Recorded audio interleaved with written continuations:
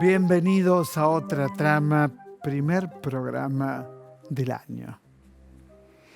Uno, por supuesto, dejó atrás un año muy triste, con muchas pérdidas, y un cambio de año que es un hecho simbólico, por supuesto, pero marca un camino que tenemos la impresión, por lo menos yo tengo esa impresión, que hay esperanza, hay una esperanza de que esta pandemia, no sé si se extinga porque no se va a extinguir este año, no va a terminar, por lo menos en la primera parte del año no va a terminar, pero por lo menos sí hay esperanza a través de vacunas, hay esperanza a través de la posibilidad de que podamos volver a encontrarnos. En el caso de este programa, la alegría de hacerlo todo el verano, todo el año, de no interrumpirlo, porque hay quienes piensan que hay libros para el verano y hay libros para el invierno,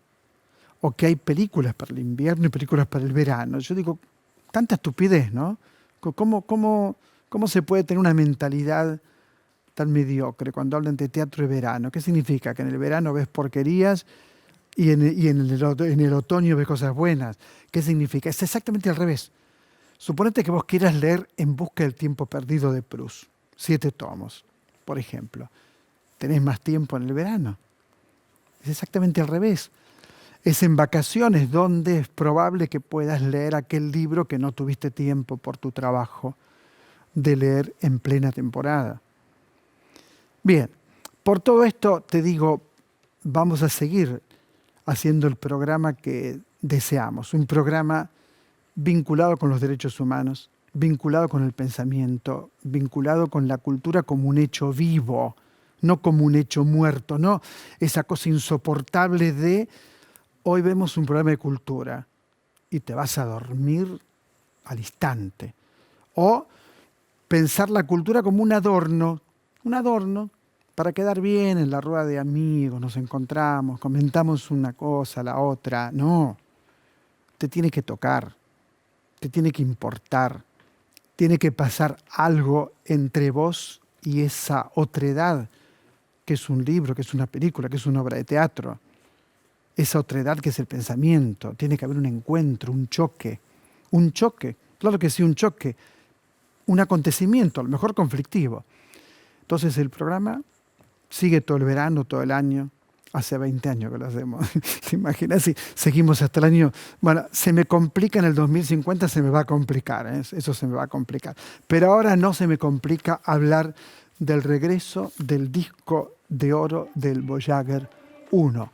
Ahí están las imágenes. Directora Mariana Chaud, complejoteatral.gov.ar, y allí te vas a encontrar con esta producción audiovisual sobre textos escritos y dirigidos por Mariana Chaud. Esta propuesta se presenta dentro de Modos Híbridos, que propone un abordaje audiovisual de las obras programadas, ¿no es cierto?, para el 2020, que no pudieron hacerse de la manera en que hubiera sido muy bueno hacerlo, la más tradicional, ¿no? Mariana Velati, Maitina de Marco Ferrante, Santiago Governori, Verónica Hassan, Walter Jacob, Nicolás Levin. Estoy nombrando a los actores porque es bueno nombrarlos. Marta Lubos, Laura Paredes, Laura López Moyano, Valeria Roldán, Lalo Rotavería y Fernando Tur. Y ahí están las imágenes, caóticas, delirantes, pero eso es el teatro también, ¿no? Eso es el teatro. El teatro es siempre un riesgo para el cuerpo, un riesgo para el espectador. Siempre es un encuentro, siempre es un encuentro. Y en este momento podemos hacer este tipo de espectáculos, porque estamos esperando la posibilidad de hacerlo de manera presencial. Bien, dicho todo esto, Silvia Ons, prestigiosa psicoanalista. Mientras hablamos vamos a pasar tapas de tus libros. O sea que no hace falta que hablemos específicamente a lo mejor hoy de tus libros, otro día sí, por supuesto. Pero qué momento, ¿no? El 2020, el 2021. Sé que hubo muchas más consultas psicoanalíticas, psicológicas, ¿no es cierto? Sí. ¿Cómo lo ves? Y me parece muy interesante lo que planteaste al comienzo en relación al tema del tiempo. porque justamente creo que la pandemia, el confinamiento, ahora estamos en otro momento porque se inicia un año, ¿no? Pero ha trastocado la dimensión que tenemos corrientemente en relación al tiempo, ¿no? Por ejemplo, San Agustín decía, hay un presente del pasado, hay un presente del futuro. Con el tema de la pandemia y la incertidumbre con respecto al futuro, se produce un corte con respecto al presente del futuro. O sea, nadie podía imaginar qué era lo que iba a ocurrir. Se produjo un corte en relación al tiempo.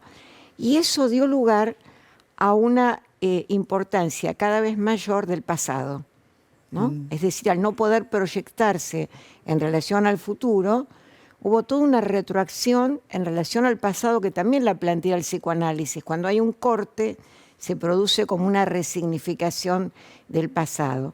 Una cosa que a mí siempre me llamó la atención en esta pandemia, digamos, fue el tema del Facebook, ¿no? Porque el Facebook se transformó en una suerte de memorial.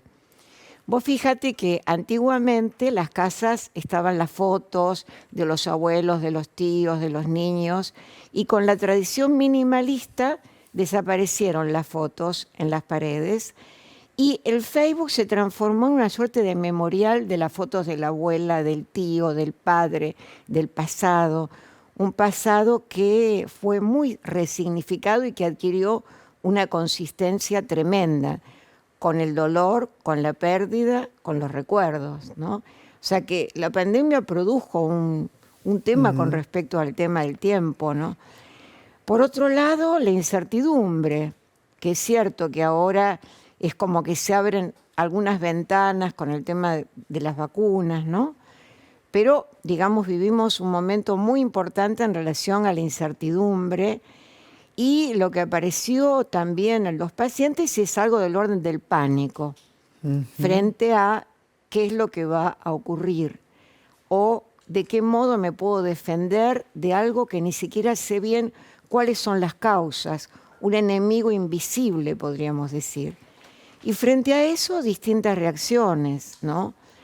Por un lado, bueno, ese enemigo no tiene visibilidad, bueno, creo que el enemigo es el vecino, o que el enemigo es el gobierno, o que el enemigo es el Estado que me coarta, ¿no?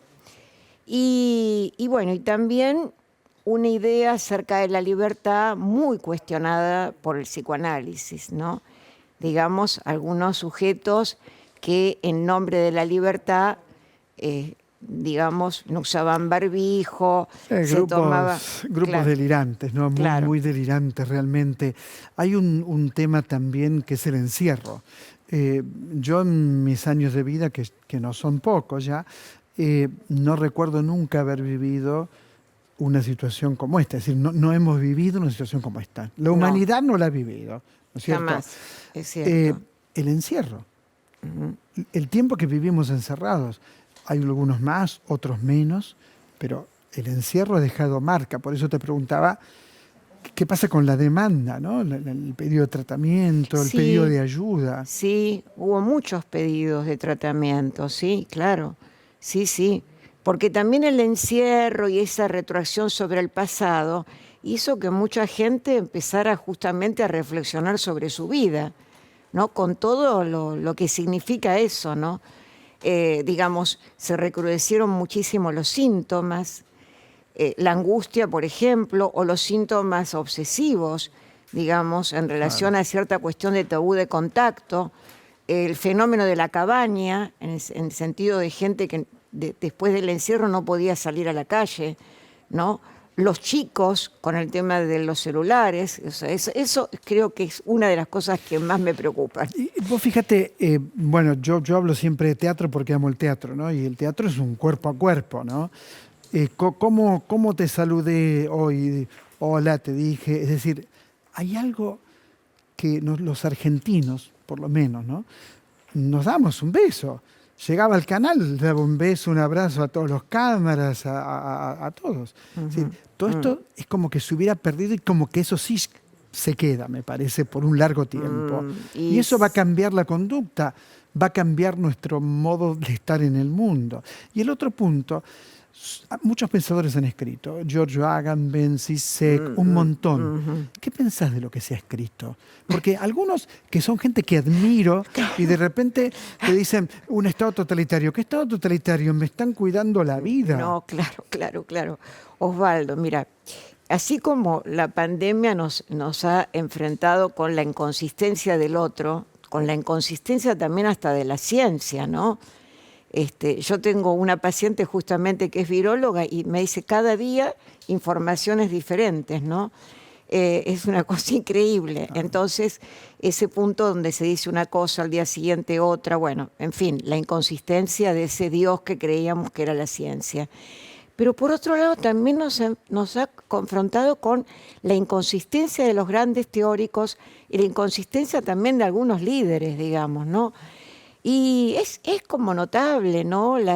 Cómo aparecen las cosmovisiones, las ideas, sí, hasta delirantes frente a ese futuro incierto, ¿no? Es una cosa como notable, Sí, notable. porque ningún Estado puede estar feliz con lo que está pasando. Por supuesto. Nadie aprovecha esto Por supuesto. para quitarte libertad. Totalmente. Bueno, pero también es interesante la idea de libertad, que creo que circula mucho y no solamente con respecto a esto, porque se transforma la libertad en un capricho, en una libertad que podría ser totalmente consciente, ¿no? Se ignoran los motivos inconscientes, que a veces un motivo inconsciente puede ser la propia pulsión de muerte, que te lleva a yo salgo, yo desafío, no me importa nada. Es decir, que en nombre de la libertad puede estar la muerte. ¿No? Sí. ¿Cómo andan tus libros, ¿no? que han salido tantas veces, ¿no? Que han tenido la repercusión que han tenido? Contame sobre tus libros. Bueno, ahora publiqué un libro que se llama El sexo del síntoma, tiene un título muy llamativo, pero tiene una razón de ser. Y ahora estoy escribiendo otro que se llama El siglo trans, porque me parece muy importante abordar el tema de lo transexual, no solamente en relación a la sexualidad. Y sí, se han vendido, se han encargado, digamos, por medios virtuales, y el último que escribí también lo hice por book, digamos, que funciona muy bien. Es interesante la transmisión del psicoanálisis, cómo ha tenido lugar también gracias a la virtualidad. Claro, las conferencias, por Zoom o por teléfono, ¿no? Exacto, llegaban, pero además las conferencias llegaban a lugares, digamos... Sí, podés tener un paciente en la China. Exacto, pero como vos dijiste antes, y es muy interesante cuando hablabas de la cultura en relación a lo vivo, también los encuentros con el psicoanalista tienen que ver con lo vivo, y si bien las sesiones se pueden hacer de manera virtual, a ver, no es lo mismo, digamos. Y cuando no tenemos tampoco contacto con el otro, tipo abrazo, tipo, ¿no?, cercanía, yo creo que el cuerpo queda un poco mortificado, ¿no? Y se notan los efectos del cuerpo mortificado, ¿no? Hay gente que dice también, siento que este año, ¿no?, por el 2020, envejecí mucho, ¿no? Digamos... Bueno, aumentó también el consumo de alcohol, aumentó el consumo de pastillas para dormir, violencia de género también. Digo estadísticas, yo totalmente. No soy un especialista. No. Muchas consultas por adicciones, sí, muchas. Sobre todo las complicadas, que son las adicciones en soledad, ¿no? Sí. Ahora pienso que, a ver, hay algo que nos deja que podamos pensarlo como, no digo positivo, pero hay algo que podamos aprender de este momento, sí, decís que sí. Yo creo que sí. Por ejemplo, algo muy notable, ¿no?, que yo me daba cuenta justamente en algunos pacientes que tienen como una vocación propia, como un goce singular, que no la pasaron tan mal en el confinamiento a pesar de las pérdidas, no, ninguna felicidad gloriosa, pero digamos, no la pasaron tan mal, porque no estaban tan alienados con respecto al tema del consumo, de que hay que ir al shopping, que hay que salir, que hay que ir de vacaciones, ¿no? Que hay que tener encuentros por Tinder, digamos, todo lo que hay que. ¿no? Cuando los sujetos encuentran algo que no tiene que ver con esos imperativos, sino el placer por escribir, por tocar la guitarra, ¿no? por cocinar, por pintar. Bueno, la pandemia ha enseñado que no se necesita tanto consumo. Es verdad, Y pero eso el cambio de hábitos, un amigo me decía algo banal, pero que yo también lo viví, era extraño ir a tomar el cortado con la medialuna a la esquina. Ahora ya se puede eso, Sí, pero sí, digo, sí. digo, cambió también lo cotidiano. Hubo un cambio en en nuestra Sí. cotidianeidad, un Sí, cambio sí, importante. hubo un cambio en la cotidianidad, sí, con los efectos positivos, esto que te decía antes, y los negativos, porque, digamos, esos cambios en los hábitos recrudecieron, por ejemplo, el tema del alcohol, el tema de las adicciones, ¿no? ¿Te propones un nuevo libro para este año? ¿Qué Sí, propuestas el siglo tenés? trans. El siglo trans, el Sí. siglo trans. Quiero abordarlo desde el punto de vista psicoanalítico y, bueno, decir algunas cosas, cómo lo piensa el psicoanálisis, ¿no? ¿Cómo lo piensa? Brevemente, contame algo. Y creo que la cuestión trans no solamente tiene que ver con la transexualidad. Creo que es un fenómeno mucho más global, digamos. Por ejemplo, cuando se dice de los alimentos, tenemos acá alimentos orgánicos, porque han dejado de serlo, por ejemplo, ¿no? O el cambio en las palabras, digamos, como que asistimos a un movimiento cada vez más importante en relación a la pérdida de la sustanciabilidad, podríamos decir, de la sustancia, de lo que era, de lo que era antes, ¿no? Entonces me parece importante abordarlo como un fenómeno mucho más general, ¿no? Y por otra parte, bueno, yo también pienso que es sumamente importante la ley de identidad de género, pero el problema es cuando se plantea en relación a, bueno, de esa manera logramos la felicidad, ¿no? Como se Bueno. plantean como soluciones, digamos, cuando se masifica. Ese es el tema que me parece más complicado, la masificación. ¿Cuándo lo vamos a leer? Y este año. Este año, Ya me este quedaba año. con el año pasado, digamos. Pero pronto, bueno. mitad de año. Sí, en marzo, sí, en marzo, Vale. sí. Silvia, muchas gracias. Bueno, muchas gracias por la ¿eh? invitación. Como siempre, un gusto. Quédate donde estás, porque si no las cámaras se enloquecen. ¿eh? ¿Qué nos recomienda nuestro amigo, nuestro querido amigo Rolly Serrano? Rolly, te escuchamos. Hola, ¿cómo les va? Bueno, una película que yo quiero recomendar sobre todo es una película bélica, pero es lo más antibélico que hay. Película dirigida por Francis Ford Coppola, que se llama Apocalypse Now. Gran película, con unas actuaciones extraordinarias. Y un libro que a mí particularmente me encantó, que me marcó mucho, que es un libro que se llama Memorias de Pablo Neruda. Es un libro excepcional porque tiene todo: relato, historias, novela, poesía, a lo Pablo Neruda. Gracias.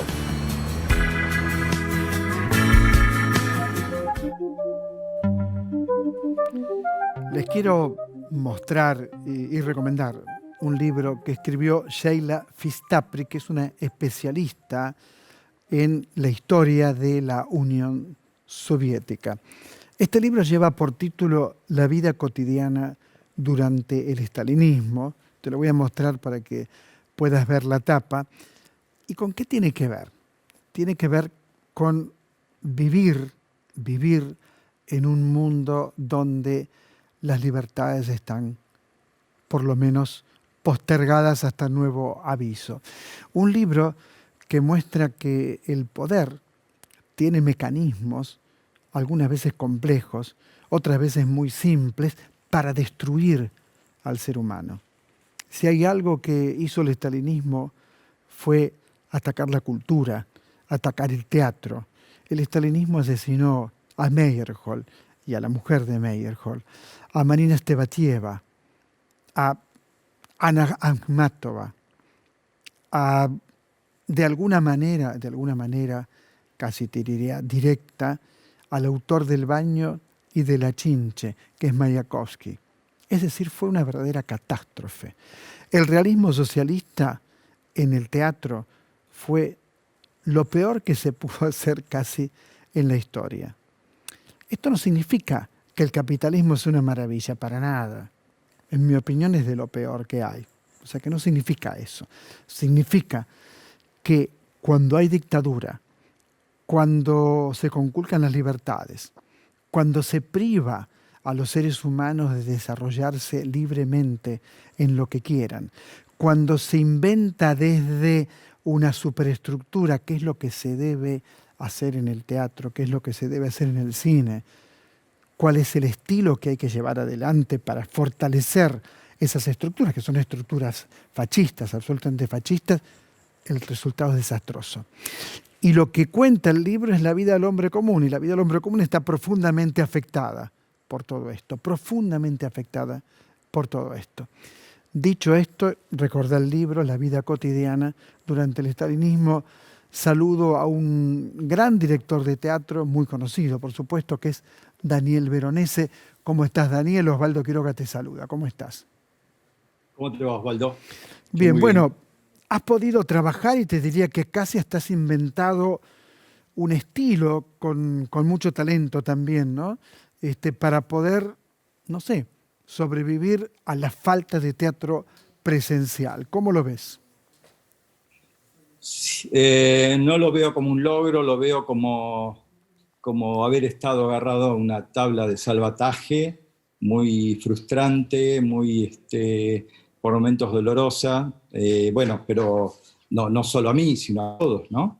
Pero lo veo como, no como una salida, como un sustento para no morir. De alguna manera, afectivamente no morir. Nosotros tenemos la suerte, no económica, ¿no? Pero sí suerte emocional de tener un trabajo que nos permitía meter la cabeza en otro lado, inventar otros mundos, y mal que mal eso nos hacía pasar el día. Yo escribí mucho, dirigí mucho por Zoom,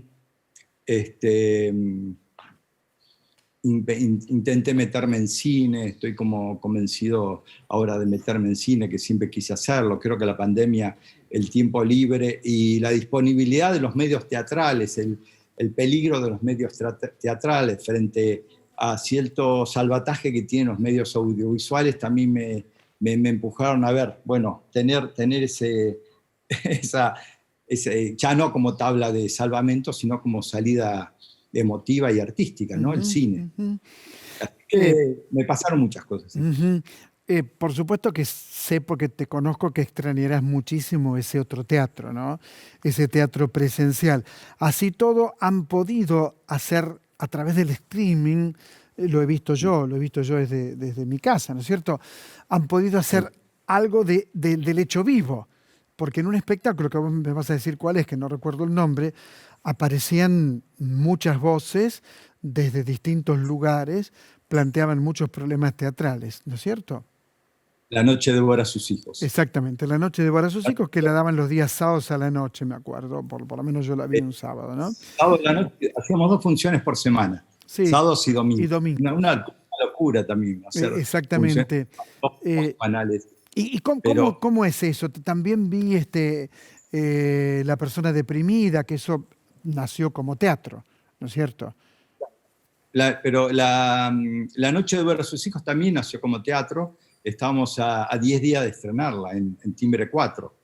Y vi que era un formato que podía adaptarse al medio de las cámaras, cada uno de su casa. Tuvo que cambiar códigos de actuación, de funcionamiento de la obra, pero logramos hacer algo no parecido, pero cercano al original escénico presencial. Y sí, también yo estoy orgulloso de eso, y estoy orgulloso sobre todo, más que de mi trabajo, de los actores, porque trabajé con un grupo de 18 actores jóvenes, todos son docentes de Timbre 4, es decir, son todos profesionales, y trabajamos como habíamos trabajado para hacer el presencial, trabajamos con la misma fuerza y el mismo vigor, también llevados por esto. Bueno, hay que sobrevivir. Siento que son experiencias de sobrevivencia. Que yo a mí como director y como espectador me dejan un poco afuera. Siento que necesito otra cosa. Bueno, nada. No puedo no pensar eso porque creo que en lo presencial... Un espectáculo que me impactó mucho es La persona deprimida, ¿no?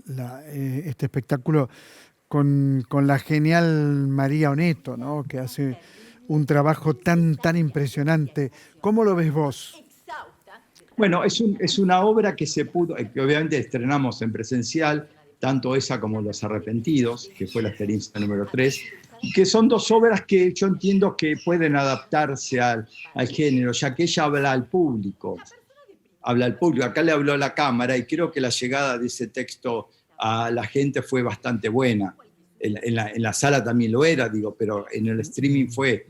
Los Arrepentidos también, porque parten de una experiencia grabada, filmada, de dos personas que se encuentran y charlan sobre sus vidas. Es un biodrama verdadero, Los Arrepentidos. Entonces también pudimos adaptarlo. Ellos hablan de las cámaras, como realmente no saben hacer con las cámaras. Bueno, incorporamos eso de la ficción a la ficción televisiva, ¿no? En general son experiencias que se podían ver. ¿Y en el caso de encuentros breves con hombres repulsivos? No, que también se llevó, pero ya siento ahí que necesitaba, pierde algo de lo teatral. Creo que hay una fibra, al no referirse a la cámara, ¿no? Claro, estamos viendo imágenes, ahora estamos viendo imágenes, también vimos imágenes antes de María Oneto y ahora estamos compartiendo imágenes de encuentros breves con hombres repulsivos, ¿no? Era de mi mamá también. Y ahí se ve, y Marcelo Silioto. Son 3 experiencias realmente que fueron estrenadas el año pasado y nos agarró justo en el reestreno y tuvimos que, de alguna manera tomar mano del streaming para seguir comunicándonos, ¿no? Pero yo quiero, aunque sea, estrenar para una persona, te lo digo en serio, Osvaldo, yo quiero una persona y que nos diga qué está sintiendo con lo que estamos haciendo. Si no, hay algo de nuestro trabajo que se queda interruptus. Es eso, porque no son experiencias. Yo tengo ganas de dedicarme al cine, a los medios audiovisuales, pero ya es otro el tratamiento que uno haría en ese caso, ¿no? ¿Esto de dedicarte al cine es algo que vos deseabas hace tiempo? ¿Es algo que aparece en la última época? No, hace mucho tiempo. Lo que pasa es que siempre aparecen proyectos de teatro, nunca tengo tiempo. Y aquí, de la gente de El Camarín de las Musas, me proponen filmar llevar adelante una obra de teatro en fílmico, pero no es filmar a 3, 4 cámaras, sino hacer un guión y ir parando, digamos, cómo se filma una película. Y a mí me gustó mucho eso y íbamos a empezar con una obra mía que era muy larga, entonces me encontré con Mariano Saba, escribimos La materia oscura y lo filmamos. Fue una experiencia muy corta, muy apretada en tiempo, nos faltó tiempo para ensayar, nos faltó tiempo para el montaje, nos faltó tiempo de todo. Sin embargo, el proyecto salió muy bien y me dejó un gusto así muy, muy picante como para volver a hacerlo. Y estoy escribiendo un guión de mi tío Vania, de Espía, una mujer que se mata. Tengo ganas de llevarlo. Perdón, no te escuché. ¿Un guión de...? Tío Vania, Espía, una mujer que se mata. Espía, una mujer que se mata, Tío Vania de Chekhov. Perfecto, sí, era gran espectáculo que lo hiciste hace un tiempo, ese espectáculo, me acuerdo. 15 años. 15 años. Había un espectáculo maravilloso que yo vi, que no sé si era Tío Vania, era Tres Hermanas, con luz natural en el Camarín de las Musas, ¿te acordás? Impresionante. Claro. Ese espectáculo fue... Bueno, luego, si me va bien, seguirán todos los Vania y seguirán, no sé, obras que conozco. Obviamente yo haría un cine, obviamente con un carácter cinematográfico, pero también muy basado en la actuación, que es el cine que no es el único que me gusta, pero me atrae mucho, ¿no? Ese tipo de... Cuando veo actuación, drama muy bien armado. ¿Cómo fue recibida La materia oscura con guión y dirección tuya y de Mariano Saba? ¿Cómo la recibió la gente que la vio? La que me habló, gente que ahí estamos con Dapasano, Guido. Gran actor.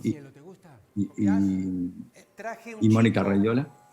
Sí, los tres, la verdad que estuvo muy bueno.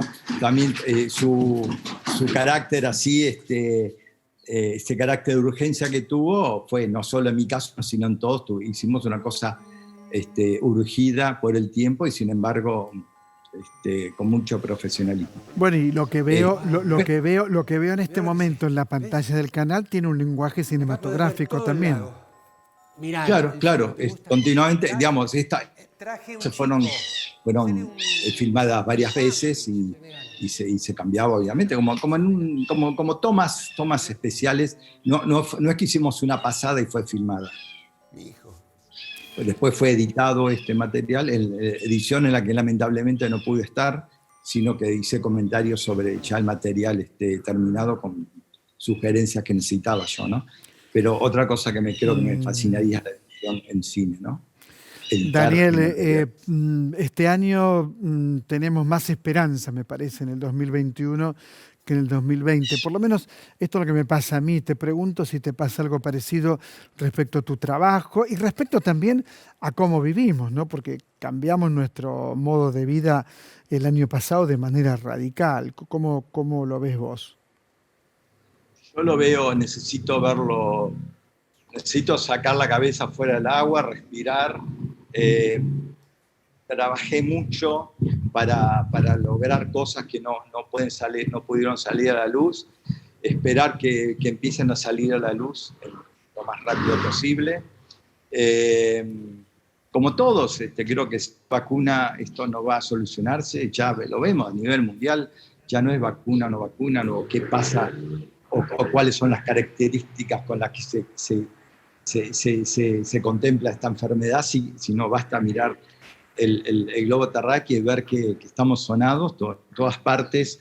No es un problema de gobiernos pobres, ricos, socialistas o capitalistas, sino que es una epidemia que nos está diezmando y esperamos que la vacuna solucione esto y que todo el mundo dice que va a cambiar la normalidad. Yo creo, la verdad no tengo idea. Yo espero que la gente, y creo que la gente va a necesitar el teatro, va a necesitar, porque si no necesita el teatro, creo que no va a necesitar reunirse para una fiesta, no va a necesitar llamar por teléfono a alguien. Mientras haya necesidad de un ser humano, el teatro va a ser necesario. Entonces, y todo este tiempo estuvimos necesitando al otro. Si hemos tenido una carencia de dinero, de lo que fuese, pero también del otro. Y el teatro te da ese intercambio. Daniel Veronese, como siempre, un placer hablar con vos. Te mando un gran abrazo y hasta muy pronto, hasta darnos un abrazo personalmente. Muchas gracias. Nos vamos a ver pronto. Obviamente que sí. Era Daniel Veronese y como siempre una recomendación, esta vez de Jessica Schultz. Hola Osvaldo.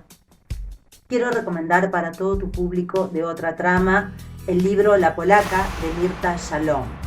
La novela cuenta la historia de Raquel Lieberman, la prostituta judía que se animó a denunciar a la red de proxenetas Tzvi Migdal, denuncia que finalmente derivó en el procesamiento de más de 100 proxenetas y en el desmantelamiento de toda la organización. También quiero recomendar una película maravillosa que a mí me encantó, El cuaderno de Tony, con guión y dirección de Carlos Sorín, con un elenco maravilloso, magistralmente actuada. Una película muy valiente porque trata el tema tabú para nuestra sociedad de la eutanasia y la sedación final. Es una película cruda, no solamente porque habla del cáncer terminal, sino porque propone el tránsito de todo el proceso de la enfermedad, tanto de la protagonista como de sus familiares y su grupo de amigos, con absoluto amor y máxima dignidad. Ojalá lo disfruten.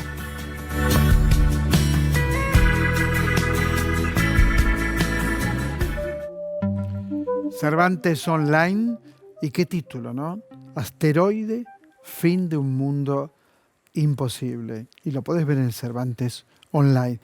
Ahí tenemos las imágenes, escrita por María Zubiri, dirigida por Cecilia Meijide. Asteroide es una obra que se seleccionó en el concurso Nuestro Teatro. La podés ver en el canal Cervantes Online. pero tiene un elenco muy, pero muy bueno. Carlos Belloso, Eugenia Gerte, Julián Larquier, Luis Machín y Camila Peralta. Excelente. Se aproxima el fin del mundo, de eso se trata como pregunta. Un asteroide se dirige hacia la Tierra. Los Milton invitan a cenar a su hija Monty, que trae al novio, para presentarlo a la familia. Es una noche especial, inesperada, distinta. Ninguno de ellos es quien dice realmente ser quien es, al estilo pirandeliano, ¿no es cierto? Bueno, la obra habla de aquello que el universo ya no soporta e invita a transformar. De eso habla esta obra, que podés ver, por supuesto, en Cervantes Online. Bien, el año pasado, una novela que me importó mucho, que me gustó mucho, es Ruinas bajo tus pies, de Pablo Bas. Novela que me impactó por todos los cruces que hay en ella, por los personajes, por cómo construye personajes Pablo Bas. Quería, en este enero del año 2021, compartirlas con ustedes. Vemos la nota. ¿Cómo le va, maestro? ¿Qué tal, Osvaldo? ¿Ya te dice el maestro? No, pero bienvenido. Con la cuarta gracias. novela. Qué novela, ¿no? Ruinas bajo tus pies. Qué impresionante, qué fuerza que tiene. ¿Cómo vinculás este terremoto con esos otros terremotos que hay en tu obra? Bueno, el libro intenta indagar cómo reaccionamos los seres humanos ante ciertas catástrofes, ante ciertas contingencias dramáticas, y presenta, como vos muy bien lo decías al comienzo, dos dimensiones que se van articulando, ¿no? Una catástrofe humanitaria que fue decidida por la naturaleza en enero de 2010 y golpeó en Haití con muchísima fuerza, y lo que sucede con un niño que nace con una enfermedad muy grave. Entonces se van hilvanando historias entre la dimensión masiva de una catástrofe humanitaria y cómo golpea en una persona el hecho de una enfermedad. No es un ensayo sociológico ni psicológico, es una novela, es ficción, pero digamos, los personajes nos van intentando mostrar qué vías posibles hay ante ciertos sucesos y cómo la fortuna y también las decisiones nos puede llevar para un lado o para el otro ante estímulos equivalentes. La primera parte de la novela parece, bueno, vos has trabajado en periodismo, parece una crónica, ¿no? Y yo tengo entendido que estuviste en Haití en ese terremoto como un funcionario trabajando. ¿Estuviste en Haití? Sí. Si bien creo que las novelas, la ficción deben valerse por sí mismas y ser verosímiles más allá de cualquier anclaje con la realidad, sí, efectivamente, por mi trabajo en Naciones Unidas, yo llegué a Haití días después del gran terremoto, parte de una misión que acompañaba al secretario general de Naciones Unidas, y nos tocó lo que fue un segundo terremoto. Técnicamente no era una réplica, sino un segundo terremoto que terminó de derrumbar lo poco que quedaba atado de un piolín en una catástrofe que mató 300.000 personas. Fue realmente muy impresionante, y haber estado esos días ahí evidentemente marcan a cualquiera. Yo fui por mi función y me encontré con conocidos, amigos, compañeros, y también con gente que ya no se encontraba más porque había quedado bajo los escombros, o gente que estaba buscando bajo las piedras, seres queridos. Ahora, hay algunos personajes en esa parte de la novela que por supuesto son de ficción, pero el caso de Juan, por ejemplo, que no quiero contarlo, pero puede estar vivo o puede estar muerto, supongo que en una catástrofe de estas dimensiones esto ocurría. Si bien en Juan eso tiene una dimensión psicológica que los lectores ya descubrirán, efectivamente eso ocurría. En este tipo de catástrofes hay mucha gente que desaparece por días, que no se sabe dónde está, porque la conmoción general y también el impacto psicológico hace que mucha gente pierda el rumbo, que no encuentre, digamos, sus espacios, y que tal vez deambulen durante un tiempo hasta que alguien los encuentra o ellos reaccionan o se descubre que en realidad quedaron bajo los escombros. Y la novela, en lo que tiene que ver con este personaje, juega con esa ambigüedad entre lo que a él le pasa subjetivamente y el desconocimiento que impone la catástrofe. Hay también un personaje femenino allí que es muy interesante, porque cuando uno piensa que va a ocurrir una cosa, que no la puedo contar, eso no ocurre. Es un personaje muy extraño, ¿no? Que tiene además relación, creo que con Canadá, si no me equivoco. Es un personaje, es una mujer haitiana, llamada Camille, que estudió en Canadá y volvió a su país. La comunidad haitiana en Canadá es muy fuerte. La gran diáspora haitiana está en Canadá.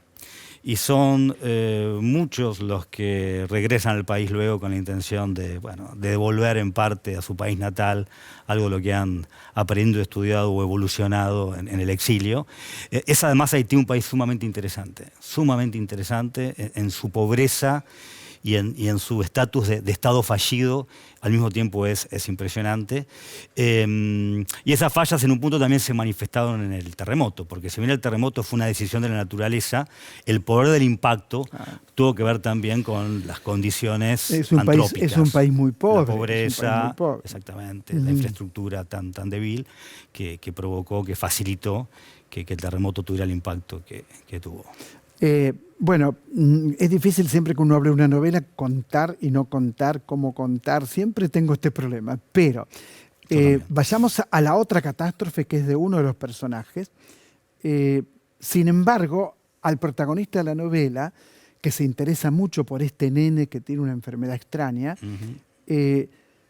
termina favoreciéndose en el mejor sentido de la palabra. Es como si naciera de nuevo el personaje. Y ahí donde otros fracasan, él, entre comillas, digo, ¿no? Él logra algo que nunca había logrado en su vida. ¿Cómo lo ves vos y cómo ves el interés de Lucio por Lalo? Para comenzar, la enfermedad que tiene este niño llamado Lalo es una enfermedad que en algunos países de habla hispana se denomina enfermedad catastrófica. Por lo que provoca, no sabía. Por lo que provoca, tanto en el paciente como en su entorno. Pero ese provocar puede implicar cosas muy distintas, como te comentaba antes, respecto a un terremoto o respecto a cualquier contingencia de la vida. Y efectivamente en Lucio, la aparición de este chico, y vamos a cuidarnos en no contar tanto, pero en línea con lo que vos decís, le provoca una pasión y un descubrimiento muy, muy impresionante. El libro tampoco pretende ser un tratado sobre la discapacidad, pero... Para nada, yo lo leí. Exacto, pero hay también un llamado de atención en el sentido de saber buscar y saber encontrar en gente con diferencias un potencial enorme. Hay un puente de muchísimo amor entre los dos personajes. Absoluto. Y eso es muy, muy impactante para el lector. O sea, uno lo lee y se siente conmovido por ese puente que entabla Lucio con Lalo. Sí, ¿no? sí. Probablemente el enamoramiento en cualquier tipo de vínculo viene a cubrir una falta legítima, absolutamente legítima. Y a este personaje, la aparición de este chiquito, bueno, evidentemente llena algo que estaba buscando, ¿no? Pero que evidentemente requería de otra parte.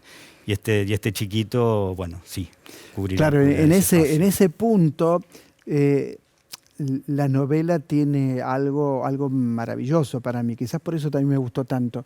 Algo maravilloso que es que convertir la dificultad en otra cosa, convertir la dificultad en un aprendizaje, convertir la dificultad en un proyecto de vida diferente, pero no peor que el proyecto que tenía el personaje antes. Exacto. ¿Cómo lo ves vos? Por ese lado, creo que fue Camus quien dijo que a partir de cierta edad somos responsables por la cara que tenemos. Claro. Y la catástrofe llega.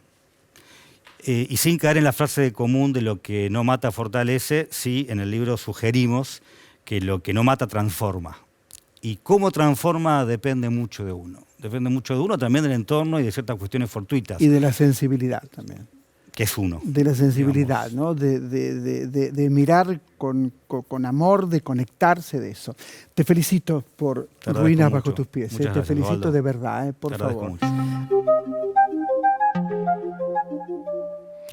Hay que leerla, sin ninguna duda. Dentro de unos días, unos pocos días, va a asumir como presidente de los Estados Unidos John Biden. Es decir, termina la pesadilla de Trump. Ustedes dirán, ¿por qué quiero cerrar el programa hablando de esto? Porque si bien, obviamente, que John Biden no es el Che Guevara, lo tengo totalmente claro, las formas democráticas de Biden no tienen nada que ver con las formas fascistas, violentas, irracionales de Trump. Entonces, este cambio es un cambio que tiene una marca muy fuerte para el mundo entero. No es un cambio que el país más poderoso del mundo, de tener semejante monstruo en el gobierno, semejante monstruo que ha hecho un desquicio, en mi opinión, en casi todo lo que ha emprendido, cambiar en las formas, cambiar en los tonos, cambiar en la mirada hacia el mundo, cambiar en lo ecológico, esto me parece central para todos.